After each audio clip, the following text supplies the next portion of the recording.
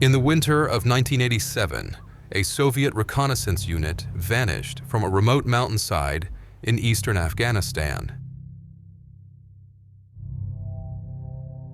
The official report blamed a Taliban ambush, but the locals knew better. They found the Russians scattered across the summit, not killed by enemy fire, but by each other. Weapons turned inward, defensive positions abandoned, radio equipment smashed, as if the soldiers had gone mad in their final hours. The mountain had many names. Soviet maps called it Hill 479. Taliban fighters whispered Jahannam Ko, Hell Mountain. But to the weathered Afghan shepherds who avoided its slopes after sunset, it was simply the place where the dead speak. 20 years later, Staff Sergeant Miguel Torres received orders that would send 8 American soldiers to that same cursed peak. The briefing at Forward Operating Base Chapman felt routine enough. Major Hendricks spread satellite photos across the metal table, pointing to smuggling routes that snake through the Hindu Kush. Intelligence suggested weapons were flowing from Pakistan through mountain passes, arming insurgent cells throughout the province. The plan was straightforward: establish an observation post on the highest ground, monitor traffic, and disrupt supply lines. The terrain's challenging, Hendricks explained, tapping the topographical lines. Steep approach, limited helicopter access. You'll be on your own up there for extended periods. Torres studied the elevation markers and ridgeline approaches. His team had worked these mountains before, harsh country that broke equipment and tested endurance. What the major didn't mention, what wasn't in any official file, was the history carved into that particular slope. The Soviet records had been buried deep in Moscow archives, classified reports gathering dust in forgotten cabinets. Local intelligence officers knew fragments, stories of radio transmissions that cut to screaming, of helicopter crews who refused return flights, of entire units that requested immediate extraction without explanation. Captain Ahmadi, their Afghan National Army liaison, knew more than most. His uncle had been among the shepherds who discovered the Russian dead, but military partnerships required diplomacy, and some warnings couldn't be spoken directly to American allies. Torres assembled his squad that evening, 7 soldiers he'd worked with through previous deployments, men whose skills and temperament he trusted completely. Danny Miller carried the ghosts of Fallujah in his quiet moments. James Williams still woke fighting invisible enemies from convoy attacks. Marcus Jackson cleaned his rifle with the mechanical precision of someone who'd seen friends die for lack of maintenance. Each man brought his own shadows to the mountain. Doc Harrison packed extra morphine and sleeping pills, anticipating altitude sickness and exhaustion. David Kim tested communication equipment twice, knowing how quickly isolation could turn dangerous. Luis Ramirez, the youngest, double-checked ammunition counts with nervous energy. Anthony Thompson secured the heavy weapons with methodical care. None of them had heard the stories. None knew about the Soviet unit that had climbed those same paths 20 years earlier. Professional soldiers reduced to madness by something that lived in the mountain's shadows. As their helicopter lifted off the next morning, banking toward the distant peaks, Torres felt the familiar weight of command responsibility. 8 lives depending on his decisions. Another mission in an endless war. He had no way of knowing they were flying toward a place where the dead had been waiting decades for the living to return. The Chinook helicopter bucked through mountain thermals as it climbed toward the designated landing zone. Torres gripped the nylon webbing, watching his squad through the cargo bay's red-filtered interior lighting. Each man sat locked in his own pre-mission routine, checking gear, reviewing map coordinates, or simply staring into the middle distance where memories lived. Danny Miller methodically cleaned his rifle scope with a microfiber cloth. the same obsessive attention he'd shown since returning from his second Iraq tour. His brother Kevin had died in Anbar province 3 years earlier, and Danny carried that loss like extra ammunition, heavy, necessary, and never mentioned. "Miller, you planning to polish a hole through that glass?" Williams called over the engine noise. James Williams occupied the corner seat, back pressed against the helicopter's frame. The medics had prescribed sleep aids for his night terrors, but he rarely used them. Better to stay alert than wake up screaming about burning Humvees and roadside explosions that had happened 6 months ago. Marcus Jackson sat across from them, disassembling and reassembling his sidearm with muscle memory that didn't require conscious thought. 24 years old from Detroit, he'd grown up around weapons and found the Army's version surprisingly well-maintained. His steady hands and mechanical aptitude had earned him the unofficial role of armorer for their unit. Doc Harrison, whose real name was Robert but nobody used it, studied a laminated medical reference card. At 31, he was the oldest member of the squad, besides Torres. Combat medic training had taught him to treat sucking chest wounds and traumatic amputations, but mountain medicine presented different challenges. Altitude sickness, hypothermia, and the psychological effects of isolation could kill just as effectively as enemy bullets.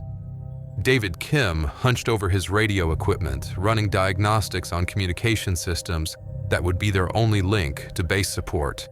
Korean-American from Seattle, he joined the Army to pay for engineering school and discovered an unexpected talent for electronic warfare. His equipment cases contained enough technology to coordinate airstrikes or call for medical evacuation, assuming the mountain terrain didn't block their signals. Luis Ramirez, 19 and on his first deployment, tried to project confidence while his stomach churned from the helicopter's motion. Born in El Paso to a family with 3 generations of military service, he'd enlisted straight from high school with romantic notions about combat that Afghanistan had been steadily correcting.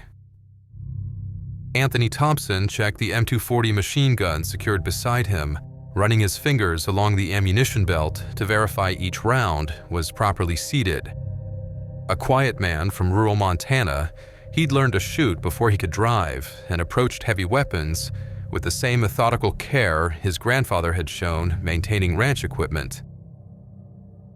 Torres himself carried the weight of command that came with leading men into places where good decisions could still get everyone killed. At 28, he'd already completed 3 combat deployments and understood the delicate balance between aggressive action and prudent caution that kept soldiers alive.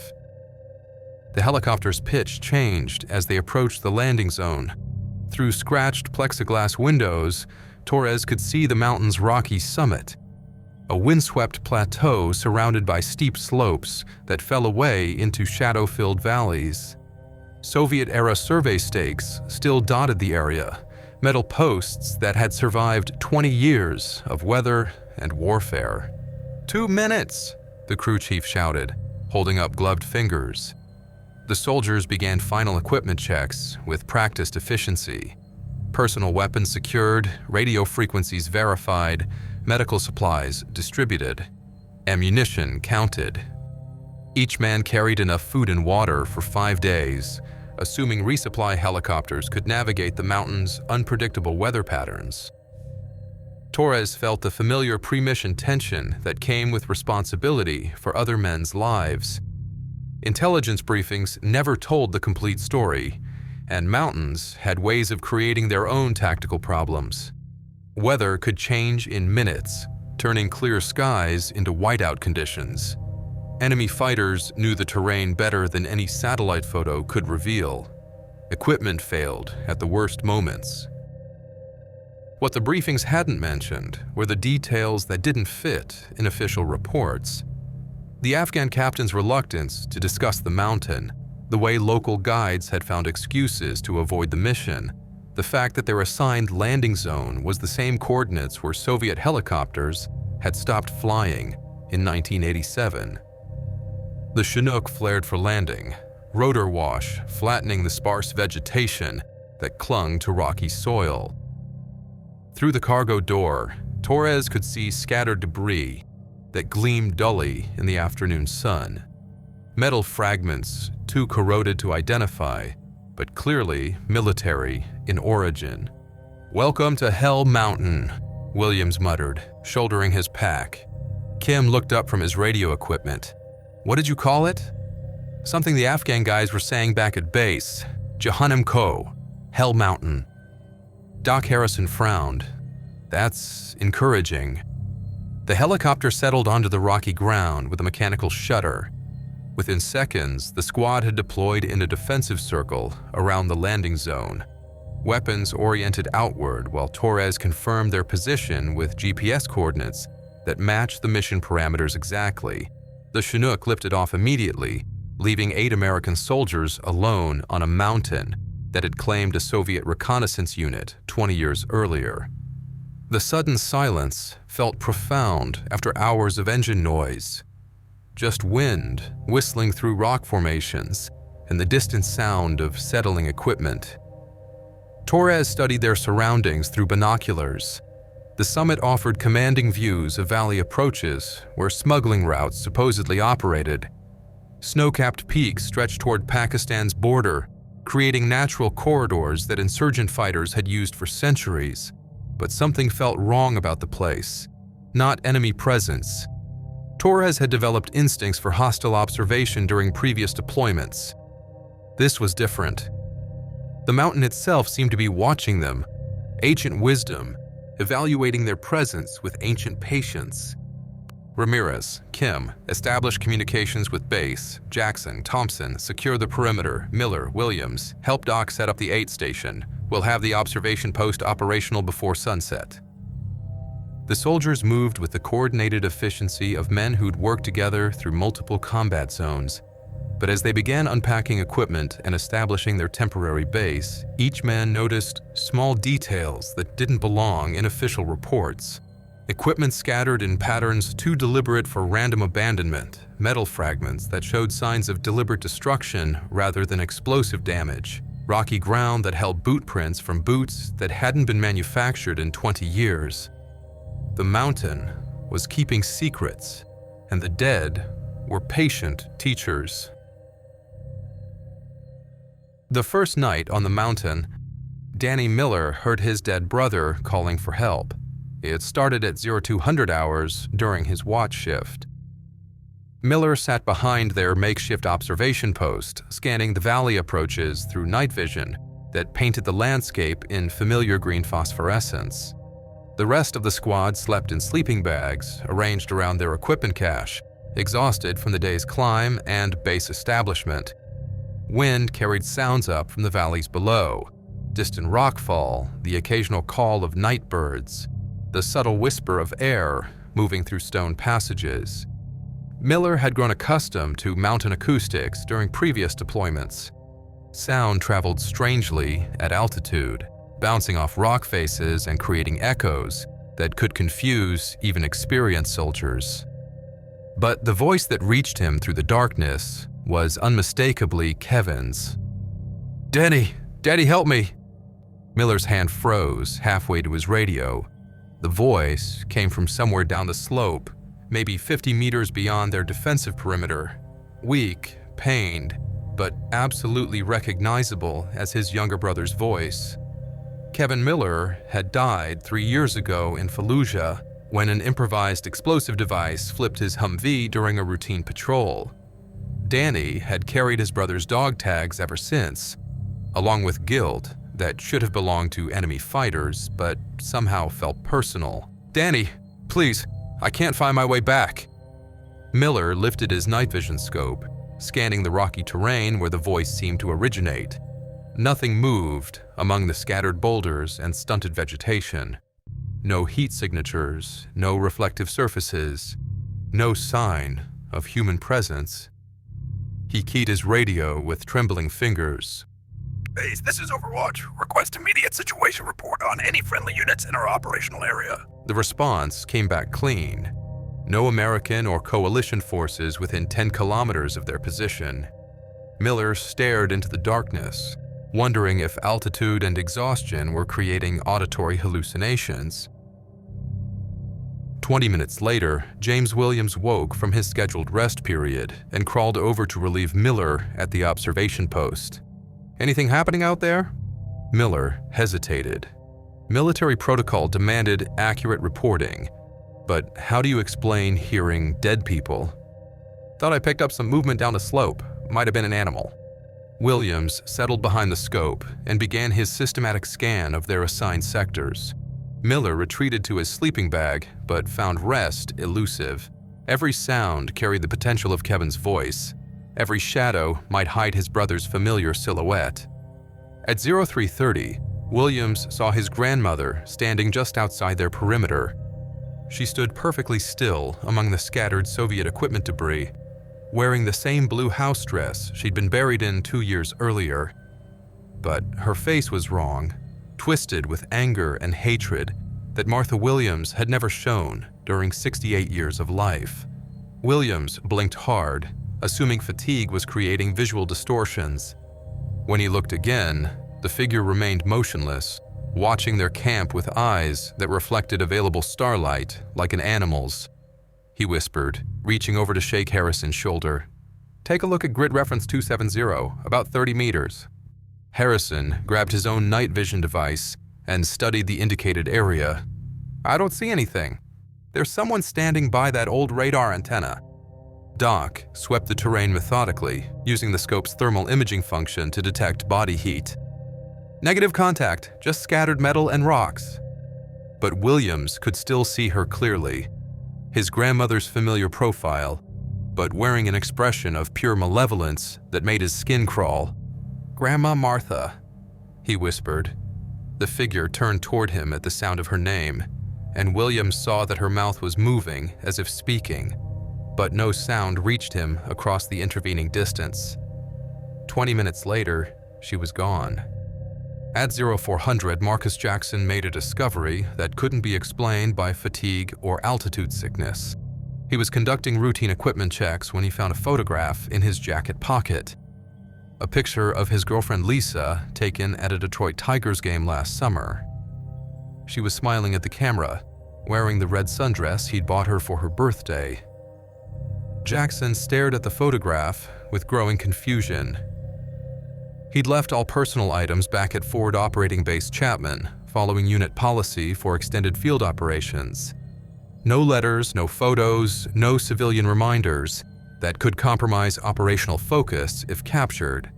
But the photograph was real, not a hallucination or memory trick. He could feel the paper's texture between his fingers, could see the slight crease where he'd originally folded it to fit in his wallet. More disturbing was what the picture showed. Lisa's smile looked wrong, too wide and predatory. Her eyes seemed to track his movement as he held the photograph at different angles. And in the background, barely visible behind the baseball stadium crowd, stood a figure that looked exactly like Jackson himself, watching from the shadows with an expression of absolute despair. He'd never seen this photograph before, but somehow knew it had been taken the day Lisa decided to leave him. Doc Harrison discovered his own impossible artifact an hour later, a prescription bottle containing medication for his daughter's leukemia.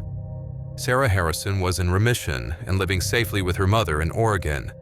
The pills she needed cost $300 per month and required special refrigeration. But here, on a mountain in Afghanistan, Doc found an identical bottle in his medical kit. Same pharmacy label, same patient name, same medication that shouldn't exist thousands of miles from any hospital. When he opened the bottle, the pills were gone. Only a handwritten note remained in his daughter's careful 9-year-old handwriting. "Daddy, why didn't you come home?" By dawn, every member of the squad had experienced something that shouldn't exist. Kim's radio had picked up transmissions in Russian, voices calling for backup that would never arrive, using Soviet military codes from operations that had ended 20 years ago. The voices grew more desperate as the night progressed, eventually dissolving into static-filled screams. Ramirez found his high school graduation ring in his ammunition pouch, even though he'd sold it months earlier to pay for his mother's medical bills. The ring was somehow both exactly as he remembered and subtly wrong.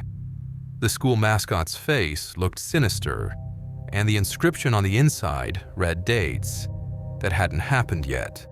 Thompson discovered additional ammunition for his machine gun, rounds that matched their inventory exactly, but bore manufacturing stamps from Soviet factories that had been destroyed decades ago. Torres found maps in his command pouch showing terrain that didn't match their current location.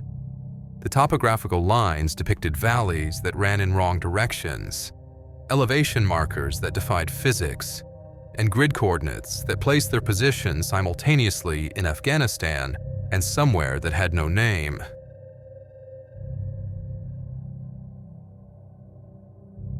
As the sun rose over the Hindu Kush, 8 American soldiers realized they were sharing the mountain with something that knew their deepest losses and most private fears. The dead had been waiting 20 years for the living to return, and now they were ready to finish the conversation that had started with a Soviet reconnaissance unit that had never made it home. Torres called a squad meeting at dawn, gathering his men around their equipment cache as morning light revealed the full scope of their isolated position. 8 soldiers sat in a rough circle, each carrying the weight of experiences that defied every aspect of their military education. "We need to talk about last night," Torres began, his voice steady despite the uncertainty gnawing at his confidence. "Each of you experienced something unusual. I want detailed reports, no matter how strange they might sound." Miller went first, describing his brother's voice with the clinical precision he'd learned from after-action reports. Williams followed with his grandmother's sighting, Doc with the medication bottle, Jackson with the photograph. Each account sounded more unbelievable than the last, but the physical evidence couldn't be dismissed. Kim held up the pill bottle Doc had found. This pharmacy label shows a dispensing date that's 6 months in the future. Thompson examined the Soviet ammunition he'd discovered. These rounds were manufactured in Tula in 1986. The factory was shut down after the Soviet collapse. Ramirez turned his graduation ring over in his palm, studying the inscription that showed impossible dates. "My mom sold this to a pawn shop in El Paso. I watched her do it." Torres reviewed their situation with growing concern. Military operations relied on predictable cause and effect relationships. Equipment functioned according to specifications, intelligence reports reflected verified facts, and personnel behavior followed established patterns. But the mountain was operating under different rules. "We need to understand what we're dealing with," he decided. "Kim, try reaching Captain Ahmadi at the Afghan compound. Ask him about the mountain's history, local stories, previous incidents, anything that might explain these phenomena." Kim adjusted his radio frequency and began transmitting in careful English. Knowing their Afghan partners monitored multiple channels, the response came back quickly, but Ahmadi's voice carried unusual tension. "American friends, the mountain has many stories. Old shepherds avoid the high slopes after sunset. They say the dead speak there, calling to the living with familiar voices." "What about the Soviet unit that operated here?" A long pause followed before Ahmadi responded. "My uncle was among those who found the Russian soldiers. They had turned their weapons on each other. But not from madness, from fear. They were trying to stop something that was calling to them." Williams leaned closer to the radio. "Calling to them how?" "With the voices of their dead comrades, with their families from home. The mountain knows your losses and uses them against you." The transmission ended abruptly, leaving the squad to process information that challenged everything they understood about reality. Doc Harrison took a different approach, examining the physical evidence they'd collected with medical precision. The pill bottle contained no fingerprints except his own, despite having appeared in equipment he'd personally packed and sealed. The paper photograph Jackson had found showed no signs of aging or handling, though it depicted events from months earlier. This medication requires refrigeration, Doc explained, holding up the bottle. At this altitude and temperature, the active compounds would have degraded within hours. But these pills, if they were real, would still be chemically stable. Jackson studied his photograph under magnification. The printing process is wrong too. This paper stock wasn't available when the picture was supposedly taken. Miller field-stripped his rifle, searching for any explanation of how his brother's voice had seemed to come from specific locations down the slope. Night vision equipment could create auditory illusions under certain atmospheric conditions, but not reproduce exact vocal patterns from deceased individuals. Kevin always called me by my full name when he was hurt, Miller said quietly. Daniel, not Danny. Last night the voice used both, like it was learning as it went. Thompson began documenting the Soviet debris scattered around their position, noting patterns that suggested deliberate arrangement rather than random abandonment. Weapons were pointed inward toward a central area, as if the Russian soldiers had been defending against something, emerging from within their own perimeter. Look at these positions, he said, sketching the layout in his notebook. They weren't fighting an external enemy, they were trying to contain something in the middle of their camp. Ramirez found additional evidence while exploring the rocky outcroppings around their observation post. Scratched in the stone surfaces were messages in multiple languages, Russian, English, and scripts he didn't recognize. Some appeared freshly carved, despite being located in areas exposed to decades of weather.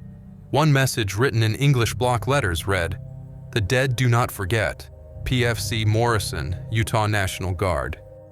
Kim ran the name through their database and found a match. Private First Class David Morrison had been killed in Afghanistan 3 years earlier when his convoy hit an improvised explosive device. But according to military records, Morrison had never served anywhere near this mountain.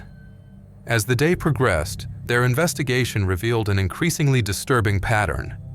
The mountains seemed to be collecting the dead from across decades of conflict, drawing their memories and identities into some form of supernatural archive. Torres discovered this firsthand when he found his own name carved into a rock face, along with details from his service record that had never been filed in any official database. Birth date, hometown, the names of soldiers who had died under his command, information that existed only in his private memories. Below his name, someone had scratched a date that was 3 days in the future.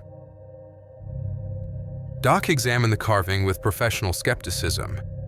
The tool marks are fresh, but there's no metal residue or stone dust. Whatever made these marks didn't use conventional cutting tools.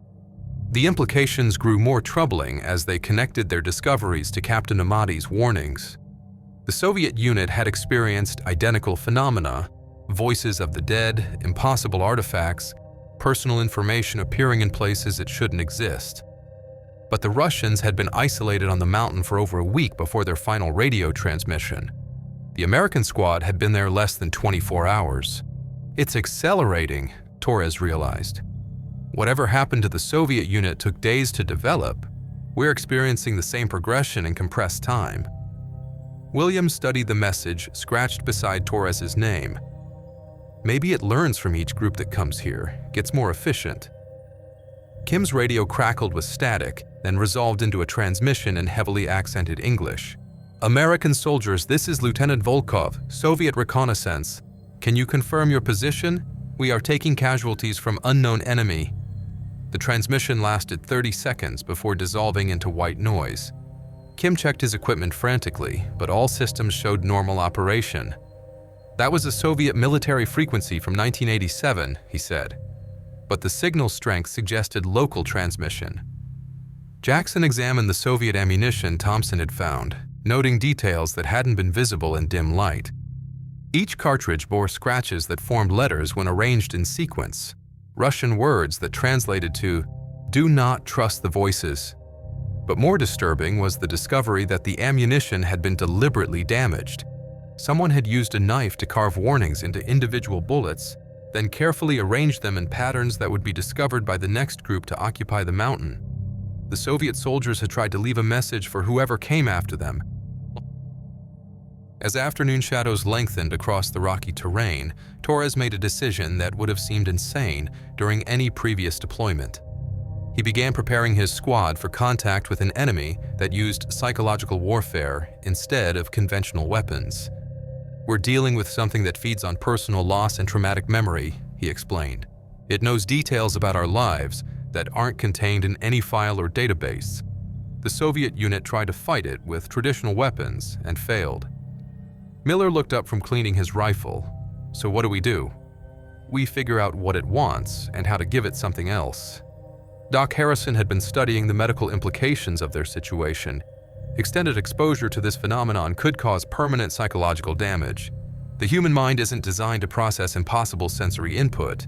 How long before that becomes a problem? Based on the Russian timeline, we have maybe 2 more days before the effects become irreversible. Torres stared at the carved messages surrounding their position, each one a testament to soldiers who had faced the same supernatural enemy and lost. But unlike the Soviet unit, his squad had advanced warning and modern communication capabilities. The mountain had been collecting the dead for decades, using their memories as weapons against the living. Now 8 American soldiers would discover whether the dead could be convinced to let the living leave. The dead came for them on the second night.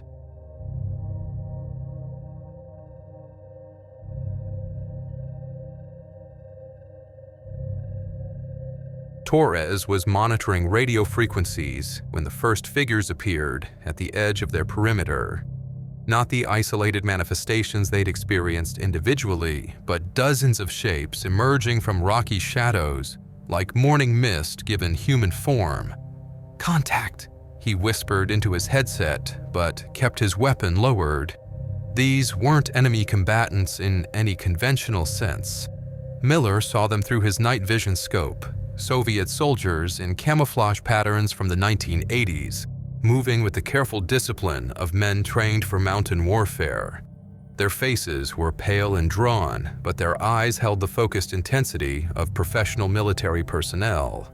Behind the Russians came others, American soldiers in desert camouflage, Afghan fighters in traditional dress, uniformed figures from conflicts that had touched this mountain across decades of warfare.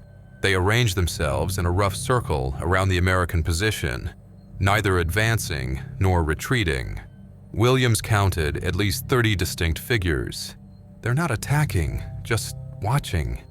Kim's radio equipment began receiving multiple transmissions simultaneously, voices speaking in Russian, English, Dari, and languages he couldn't identify.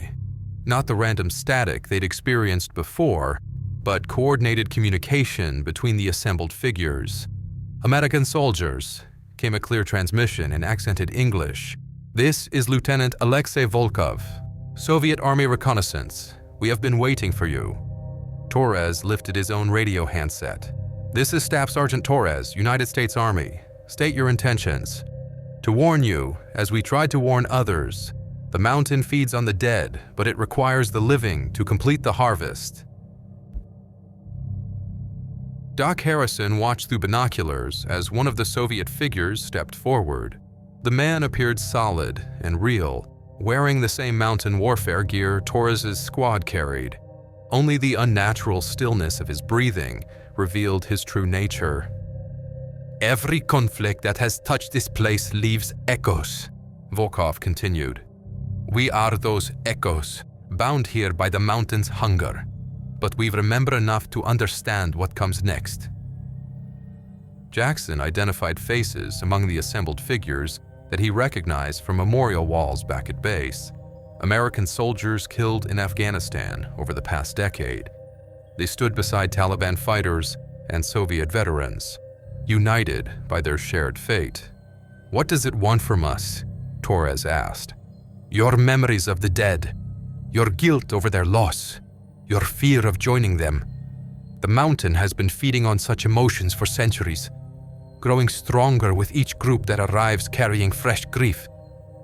Thompson noticed that the figures cast no shadows, despite the moonlight, but their footprints left clear impressions in the rocky soil. Physical presence without physical substance, a contradiction that made his head ache. Ramirez found himself staring at a young American soldier who looked exactly like his older brother Eduardo, killed in Iraq 2 years earlier. The figure met his gaze and nodded with familiar warmth, but didn't speak. "The Soviet unit that came before us," Torres said. "What happened to them?" "We fought the mountain's influence for 8 days," Volkov replied. "But isolation and exhaustion weakened our resolve. When the voices of our dead comrades began calling for help, we could no longer distinguish between memory and reality." Miller heard his brother Kevin's voice among the radio transmissions, clearer now than during previous encounters. "Danny, I need you to come home. Mom's been waiting." But this time, Miller could see Kevin standing among the assembled figures. His younger brother looked exactly as he had on their last leave together, wearing civilian clothes instead of military uniform. "The mountain uses our love against us," Kevin said, his voice carrying across the distance without radio transmission. "It promises reunion with those we've lost, but demands we join them permanently." Williams saw his grandmother Martha among the figures, but now her expression showed sorrow instead of anger. She mouthed words he couldn't hear, gesturing toward the other Americans, as if trying to warn them.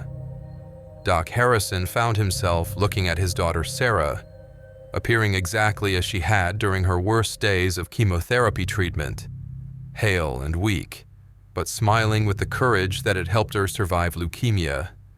"Daddy, I missed you so much," Sarah said. "The treatments hurt, but I was brave like you taught me."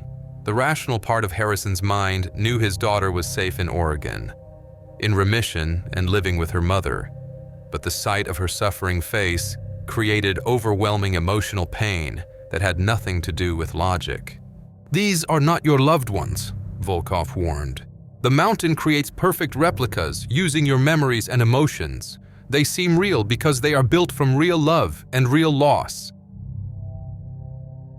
Kim's equipment began displaying impossible readings, radio signals originating from coordinates that placed their sources inside solid rock, transmission times that predated the invention of radio technology, frequencies that human voices couldn't produce. "How do we break free?" Torres asked.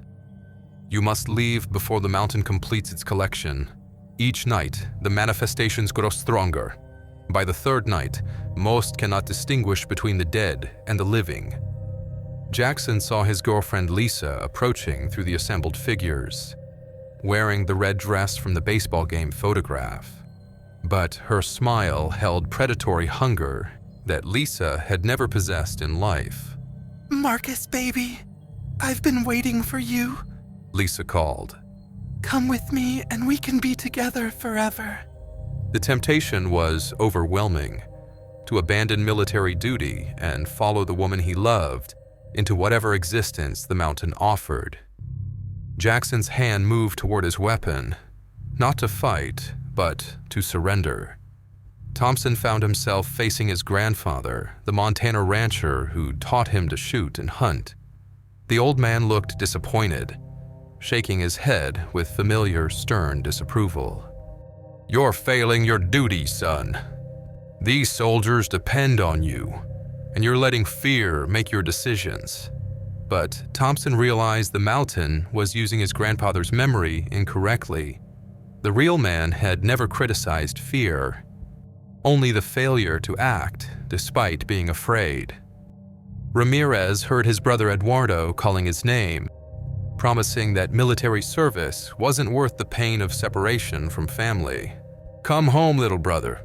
Mom needs both her sons with her." The assembled figures began moving closer, maintaining their circular formation, but tightening the perimeter around the American position. Not an attack, but an embrace that would be just as deadly. "They're trying to recruit us," Torres realized. "Turn us into part of their collection." Volkov's voice carried urgency. "You have minutes before the choice is no longer yours. The mountain is patient, but it will not wait forever." Miller raised his rifle toward his brother's figure, but couldn't bring himself to aim at Kevin's familiar face. "How do we fight our own dead?" By remembering that love doesn't require death, Volkov replied. Your losses are real, but they don't define your entire existence. The mountain wants you to believe grief is stronger than hope. Doc Harrison looked at his daughter Sarah, fighting the overwhelming desire to hold her one more time. You're not really here, sweetheart. I'm here in your heart, Daddy. That's enough. You don't need to die to keep loving me. The words came in Sarah's voice, but carried wisdom beyond her 9 years. Harrison realized the mountain was imperfect. It could replicate appearance and voice, but not the complete essence of the people they'd lost. William stared at his grandmother, Martha, remembering not just her death, but the lifetime of love that had preceded it. Grandma would want me to live, not join her. The figure of Martha smiled with genuine warmth for the first time, then began fading like morning mist. One by one, the personal manifestations started dissolving, as each soldier chose memory over illusion, love over possession, life over death. The mountain's harvest was failing because the living refused to surrender their humanity. But the Soviet figures remained, and Volkov's voice carried new urgency. You understand now what we could not. The mountain feeds on despair, but hope starves it. Leave this place while you still can. Do not let our sacrifice be meaningless. As dawn approached, the assembled figures began withdrawing into the rocky shadows where they had originated. The crisis had passed, but Torres knew they had won only a temporary victory. The mountain would try again, and next time it would be stronger, having learned from their resistance. They had perhaps 12 hours before the final confrontation that would determine whether 8 American soldiers joined the mountain's collection or found a way to break free from its supernatural gravity. Decisive, Torres made the call at dawn, requesting immediate extraction for his entire squad. Professional tone. No mention of enemy contact, equipment failure, or medical emergency. Just an urgent need to abandon their position and return to base operations. Commanding. Base, this is Overwatch. Mission parameters have changed. Urgent. Request immediate helicopter evacuation for all personnel. Skeptical tone. Major Hendricks responded with predictable military skepticism. Overwatch. Explain nature of mission change. Are you compromised? Torres stared at the rocky ground where dozens of footprints remained from the night's supernatural visitors. Disturbed. Physical evidence that couldn't be explained in any after-action report. Careful. Negative enemy contact. Diplomatic tone. Environmental factors make continued operations inadvisable. 3 hours later, a Chinook helicopter lifted 8 American soldiers off the mountain that had claimed a Soviet reconnaissance unit 20 years earlier. As they gained altitude, Torres watched the rocky summit shrink below them, wondering if they were the first group to successfully escape the mountain's supernatural gravity. Professional tone. Back at Forward Operating Base Chapman, the debriefing process began immediately. Standard protocol required detailed accounts of all activities, observations, and incidents during field operations. But how do you document encounters with manifestations of the dead? Torres chose careful honesty in his official report, analytical, describing auditory and visual phenomena that could be attributed to altitude sickness, exhaustion, and environmental stress. Equipment malfunctions, communication anomalies, and psychological pressure from isolation. Diplomatic tone. Explanations that satisfied military bureaucracy, without mentioning supernatural encounters. The other squad members followed his lead, filing reports that documented their experiences in language that avoided career-ending implications. Doc Harrison described symptoms consistent with high-altitude cerebral edema. Kim attributed radio anomalies to atmospheric interference. Miller reported auditory hallucinations during night watch. Major Hendricks reviewed their collective accounts with the professional skepticism of an officer who'd seen combat stress manifest in various forms. Mountain warfare created unique psychological pressures, and experienced soldiers sometimes reported unusual phenomena under extreme conditions. Medical evaluation for all personnel, he ordered. Full psychological screening and altitude-related health assessment. The medical examinations revealed elevated stress hormones, mild dehydration, and sleep deprivation. Conditions consistent with mountain operations, but insufficient to explain the synchronized experiences the squad had shared. Dr. Lisa Chen, the base psychiatrist, interviewed each soldier separately, looking for signs of shared psychosis or group hysteria. But their accounts remained consistent, without being identical, and none showed symptoms of severe mental disturbance. Their stories align on basic facts, but diverge on personal details, she noted in her confidential report. This suggests genuine shared experience rather than collaborative fabrication. What Dr. Chen didn't include in her official documentation were the details that troubled her most. References to deceased family members that match military casualty records, knowledge of Soviet operations from classified historical files, and physical evidence that contradicted logical explanation. Within a week, new orders arrived for every member of Torres's squad. Miller transferred to logistics support in Germany. Williams was reassigned to training duties in North Carolina. Doc Harrison received orders for medical school continuation in Texas. Each man found himself relocated to positions that minimized contact with frontline combat operations. The transfers appeared routine, normal rotation patterns that occurred throughout military careers, but the timing suggested coordinated effort to separate the squad members and limit their ability to discuss their shared experiences.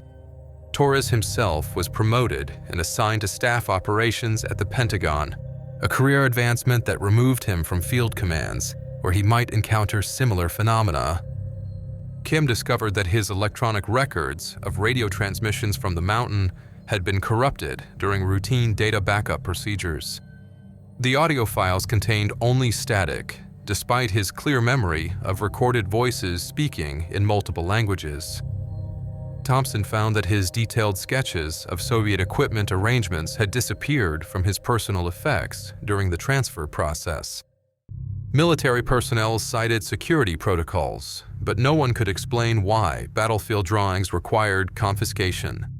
Jackson's photographs from the mountain showed only empty landscapes, despite his vivid recollection of documenting carved messages and arranged debris. Digital files had been automatically processed by image enhancement software that somehow removed all evidence of human presence. 6 months after their return from the mountain, the 8 soldiers met unofficially at Miller's wedding in Ohio. They hadn't coordinated the gathering, but each man felt compelled to attend the celebration of his squadmate's new beginning.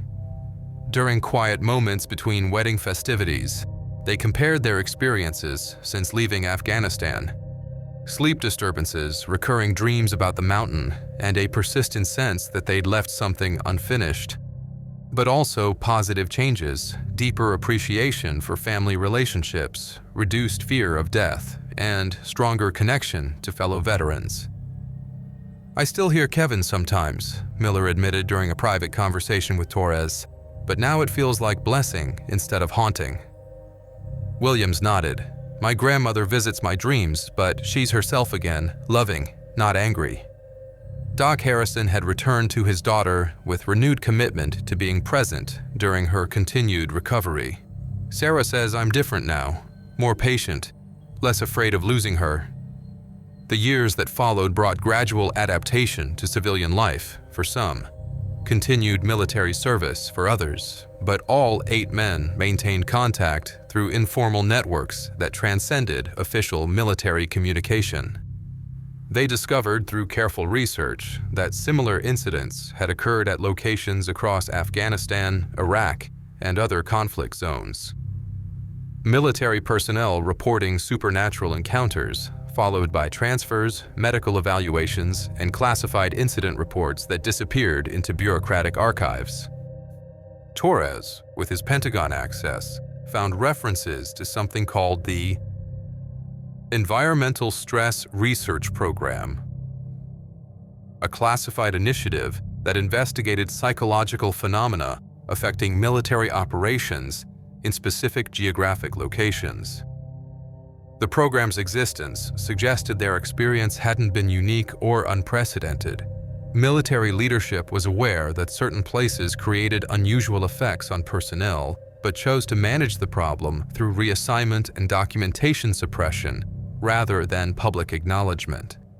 Ramirez, who left military service after completing his commitment, became a counselor for veterans experiencing unusual post-deployment psychological symptoms. He helped other soldiers process encounters that couldn't be explained through conventional mental health frameworks. The military doesn't have categories for supernatural trauma, he explained to clients who'd experienced similar phenomena. But that doesn't make it less real or less worthy of treatment. Thompson returned to Montana and established a nonprofit organization supporting veterans with non-combat-related PTSD. His work attracted soldiers who'd served in locations where unusual incidents occurred, creating an informal network of personnel who understood experiences that couldn't be officially acknowledged.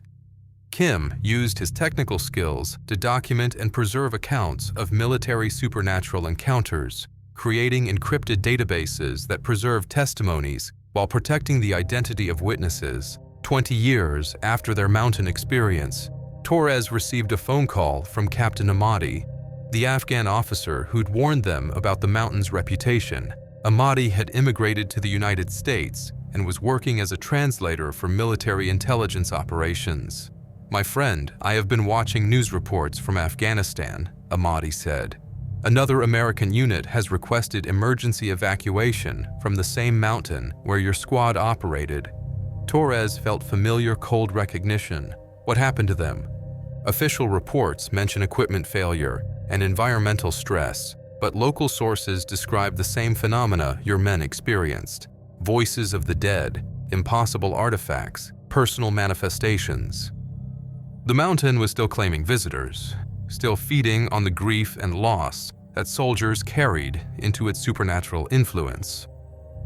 But now there were resources for survivors: informal networks, understanding counselors, and documented procedures for processing experiences that military bureaucracy couldn't officially acknowledge. Torres coordinated with his former squad members to provide support for the new survivors. They offered what military leadership couldn't: validation that the experiences were real, understanding that supernatural trauma required different healing approaches, and hope that recovery was possible.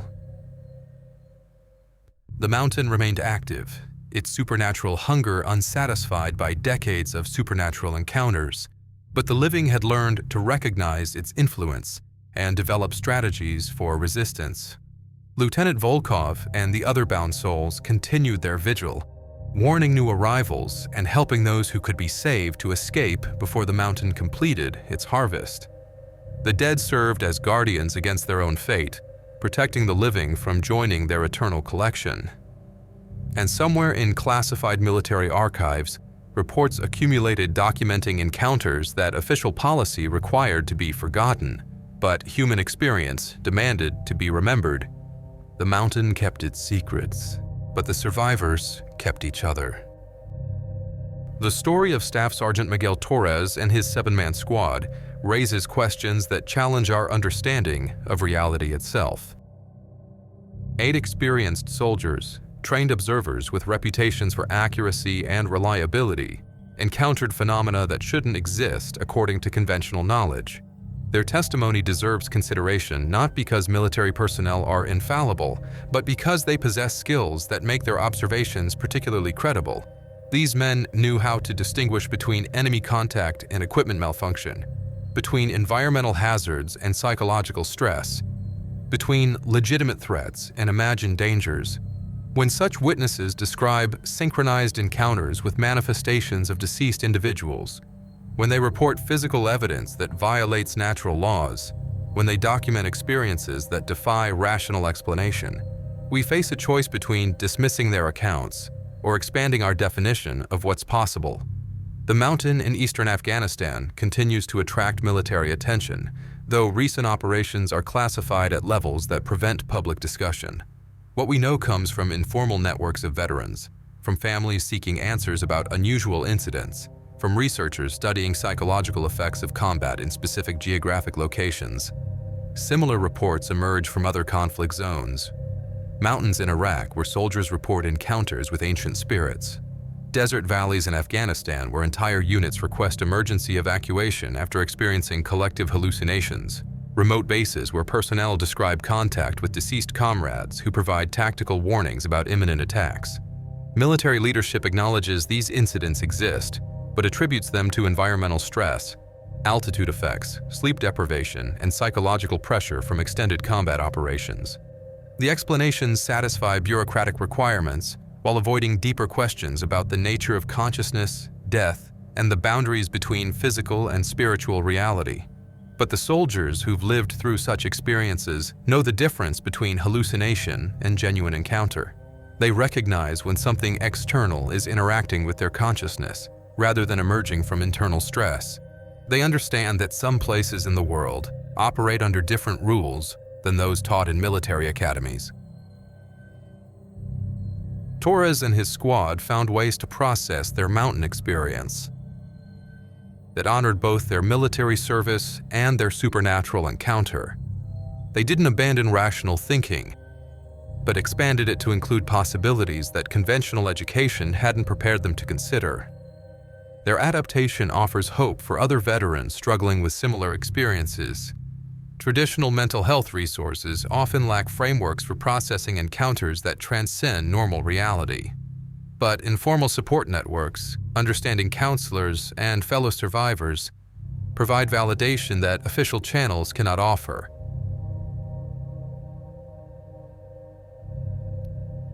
Lieutenant Volkov and his Soviet comrades, the American casualties from decades of conflict, the Afghan fighters who died defending their homeland, serve as guardians rather than threats.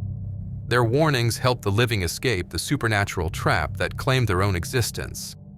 This suggests that death doesn't end our capacity to serve others, that love and duty can persist beyond physical existence, that the boundary between life and death may be more permeable than we assume.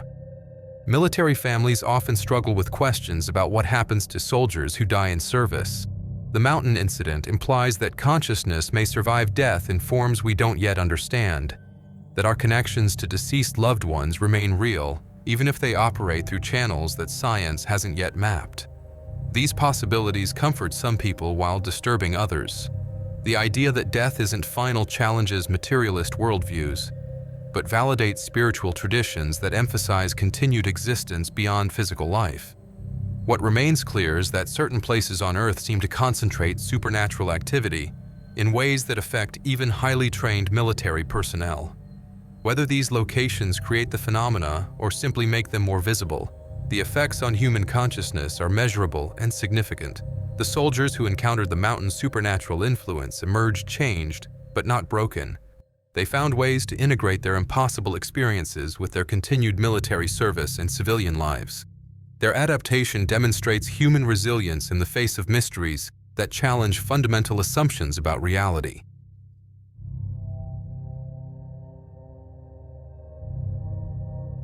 For the families of soldiers who've reported similar experiences, these accounts offer validation that their loved ones aren't suffering from mental illness or trauma-induced delusions. They encountered something real, something that exists beyond current scientific understanding, but within the broader spectrum of human experience. The mountain keeps its secrets, but the survivors keep sharing their stories. Through informal networks, support groups, and careful documentation, they preserve accounts that official channels prefer to forget. Their testimony stands as evidence that reality contains more mysteries than our current knowledge can explain, that consciousness may operate through mechanisms we don't yet understand, and that the dead may not be as distant from the living as we assume. In the end, perhaps the most important truth isn't what happened on that mountain, but how the survivors chose to carry forward their experience, with honor, with hope, and with commitment to helping others who face similar encounters, with the unexplained edges of human existence. The dead speak, and sometimes the living learn to listen.